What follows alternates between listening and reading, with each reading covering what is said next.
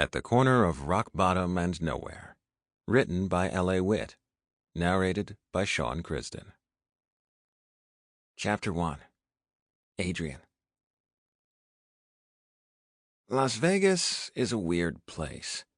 I've never lived anywhere else, but I've traveled a little and I've seen enough movies to understand that this electric desert oasis isn't like other cities.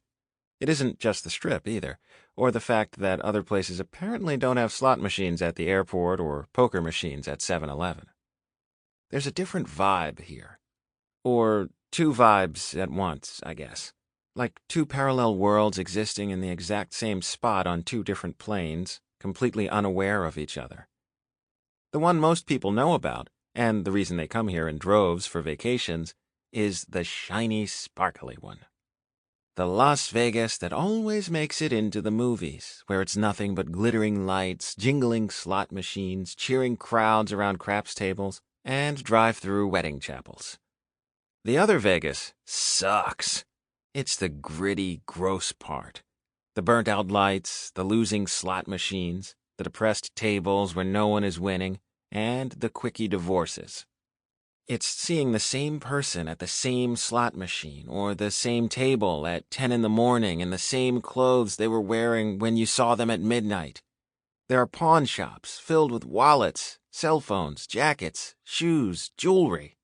The last few meager possessions a person unloads in the name of scoring a few dollars. Sometimes they're smart and use that handful of money to get on a bus and hightail it out of town. Or if they don't have enough for that, at least go to one of the buffets and get something to eat. But usually, the money winds up in a predictable place, a casino's coffers. Sooner or later, people run out of things to pawn, and they wind up huddled against a wall with nothing but the clothes on their back and a sign scrawled on a wrinkled piece of cardboard. Nobody sees them, but they're here, all along the Strip. The destitute people who've given their last dime to the casino gods and have nothing left. No money, no way out. I live in that gray area between the two parallel worlds. Too jaded to be won over by the sparkly shit, too numb to pay attention to the sad underbelly.